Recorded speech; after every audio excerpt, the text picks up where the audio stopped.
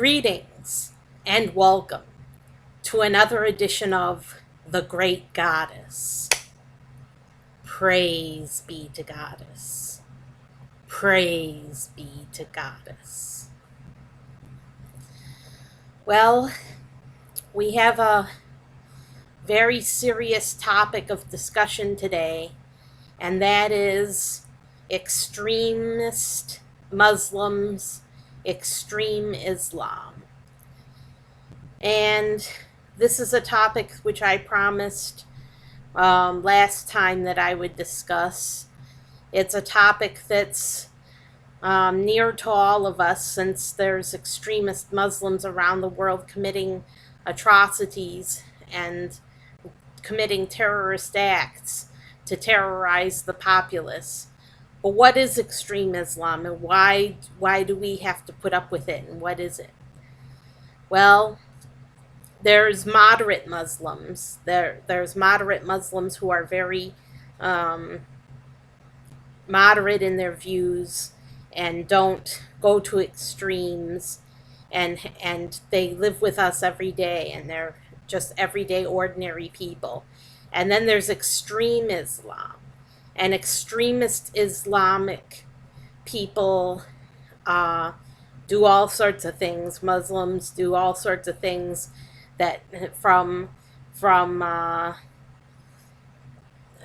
wife beating to beheadings.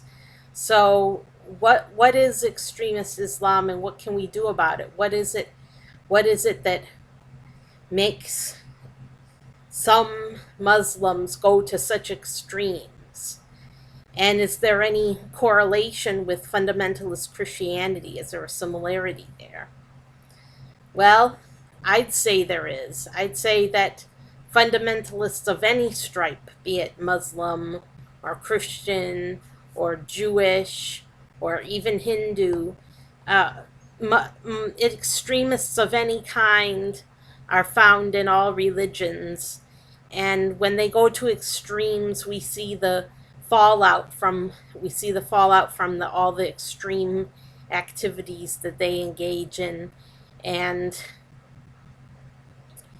extreme Islam, there's a few issues that I would like to discuss. One of them is wife beating. They beat their wives. Why? Because the Quran tells them to. The Quran says to beat your wife if she disagrees with you, if she's quarrelsome. And so they engage in wife beating.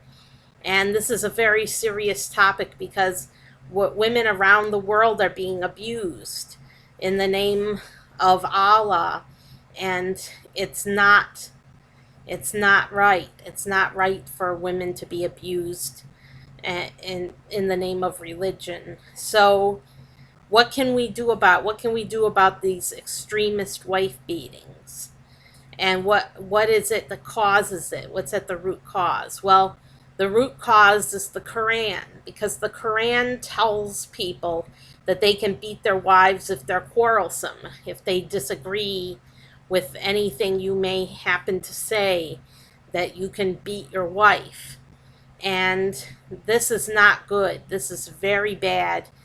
And another thing is early marriage, where we have child brides being sent across the world through mail order, child brides being sent to families. And why are there child brides? Well, it's not in the Quran, but it is in the hadiths.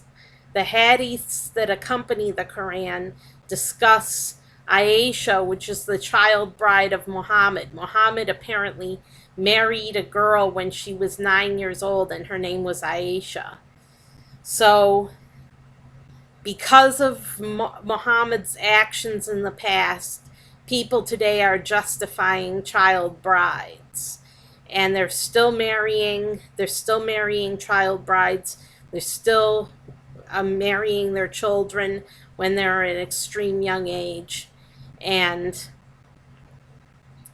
these child brides, we have to stop it. We have to stop them from taking children in marriage and offering children in marriage, because it's just a disaster, and it's it's just really bad. It's really bad, these child brides that have been sent to live with their new families, with husbands that are who knows how many times their age, twice their age, 3 times their age, 4 times their age, 5 times their age, and or 6 times their age.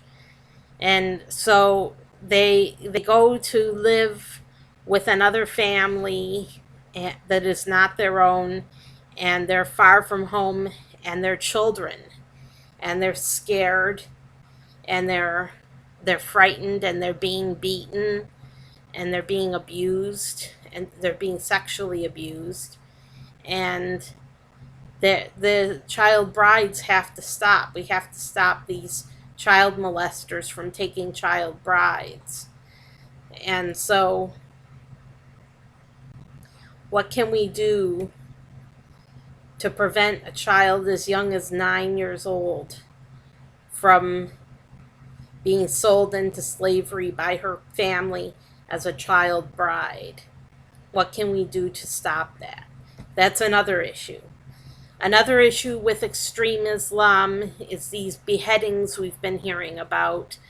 Yes, they chop off the heads of Christians, they chop off the heads of moderate Muslims, they chop off the heads of Shia Muslims, they chop off the heads of anyone who gets in their way that they don't agree with. Anyone they don't agree with, they lop off their head. And this is what ISIS is doing to inspire terror in the Middle East. And they've been doing this in Iraq now for, who knows how many years, since 2005 at least. And why are we powerless to stop it? What can we do? What can we do to stop ISIS? Short of engagement in military action. Apparently, we're going to have to take military action because ISIS isn't going to stop on their own. So we're going to have to take military action against ISIS. It's just an inevitability. It's inevitable. So we have that, and we have something called jizya. Jizya is a tax on dhimmis. And dhimmis are anyone who is not a Muslim. So Christians and Jews are dhimmis. And wherever they live in a Muslim country, special tax is imposed on them for being non-Muslim. And that's called the jizya tax. And the jizya is very high. It's extremely high. Nobody can meet it on their income. And they do it. ISIS has been doing this in Iraq to drive all the Christians out of the country. If you don't pay jizya, they murder you, which is an extreme thing to do. Even the Quran doesn't say to murder somebody who doesn't pay jizya, but that's what they've been doing. You either pay the jizya or you get out of town, and they've been driving everybody out of town and killing or beheading people who don't pay their jizya tax, who are left behind. And this is extremist Islam at its most extreme, at its most heinous, and we have to do something about it. We have to do something about extremist Islam right now. So what do? Well, first we take care of ISIS, because ISIS is not going anywhere. It's not going away anytime soon, and we have to take care of this. It's the world is our backyard. We have to take care of ISIS before it spreads any further, and before it causes any greater calamities. And so there's ISIS and there's extremist Islam, extreme Islam in countries such as Yemen, where they have child brides, and you know, the child brides are like sex slaves because they're in slavery, because they can't get away, they have no rights, and all they can do is divorce their husbands if they're able to. If they're able, if they're not able, they remain being beaten, abused, and raped every day, because any sex with a child is rape. You know, there is no sex with a child that's consensual, because it's rape. If it's a child, it's rape. Children can't give consent, so it's child rape. And it's going on in countries all over the world, even India, and it's very bad. It's a heinous thing. What do we do about that? Well, we have to teach people. We have to educate them not to rape a child. That we have to teach them that it's bad. They have to know that it's bad, and that that their religion plays no part in it. That it's bad, and that we're not going to stand for it. That's intolerable. That we're not going to take it. And we have to educate people. We have to tell them. We have to spread the news and tell them how bad it is to have a child bride. And we have to work with the families, the poor families, to encourage them not to sell their children into slavery. And as far as wife beatings, the same thing. Education. We have to get out there and tell people that wife beating is wrong, and to give resources for these wives, so that if they're being beaten, they can escape from their husbands and get to a safe space where they can begin their recovery from the trauma of being beaten.